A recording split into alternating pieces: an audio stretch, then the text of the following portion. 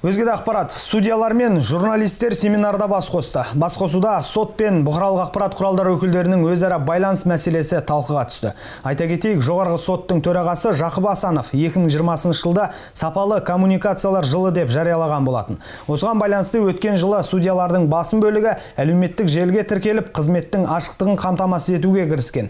Бұл тұрғындармен кері байланыс орнатып, соттарға деген сенімді арттыру үшін жасалған нақты қадам дейді Шымкент қалалық сотының бөлім басшысы Қабыл Дүйсенбей. Бізде 90-ға тарта судьялар бар. Соның тек қана елден астамы ғана өздерінің Фейсбукте аккаунт парақшаларын ашқан екен. Ал былтырғы жылы соның саны 72-ге жетті. Тағы да бізде 16 судья, оның ішінде алқа төрағасы да бар, бірқатар төрағалар да бар.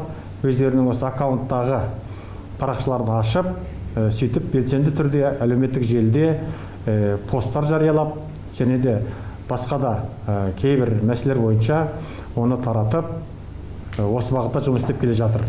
Шымкент қаласының соттар әкімшісі де бұл мәселеге өте белсене атсалысып, былтыр 240-тан астам пост жарияланды. Ал енді тек қана осы біздің судьялардың тарапынан өткен жылы 220 пост жарияланған.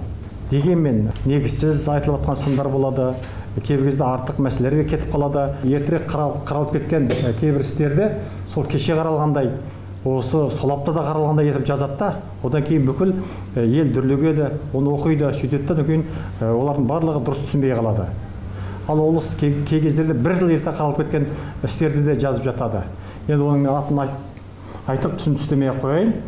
Дегенмен де былтырғы жылы біз өзіміздің тарапымыздан осы Шымкент қаласы соттарында қаралған азаматтық, қылмыстық және әкімшілік істер бойынша, оның ішінде қоғамның қызығушылығын тудырған істер бойынша біздің тарапымыздан 29 брифинг өткізілді. Жалған жала жабу адамның ар-намысына, абыройына кері әсерін тигізіп, құқығына нұқсан келтіретін кез келген ақпаратты тарату заңмен қудаланады. Судьялар бұл бағытта қылмыстық кодексте 4 бап бар екендігін жеткізді. Сондықтан сотқа қатысты жаңалықтарды жарияға жар салудан бұрын оның дұрыс немесе бұрыс екеніне аса мән берген жөн.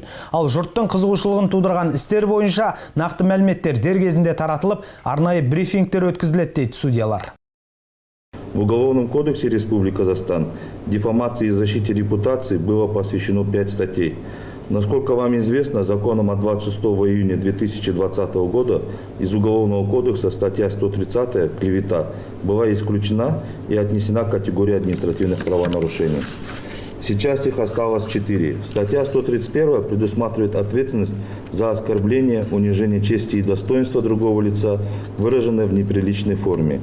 Оскорбление, содержащееся в публичном выступлении или в средствах массовой информации, является более серьезным преступлением по сравнению с обычным оскорблением.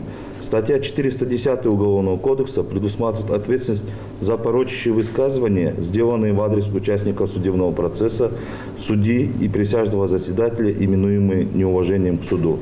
Статья 411 предусматривает ответственность за клевету в отношении судьи, присяжных заседателей, прокурора, следователя, дознавателя, судебного пристава и судебного исполнителя. Статья 378 Уголовного кодекса предусматривает ответственность за публичное оскорбление представителя власти. Обвинение по данным уголовным делам может доказать только прямой умысел на умаление чести и достоинства человека, а также ложность распространяемой информации.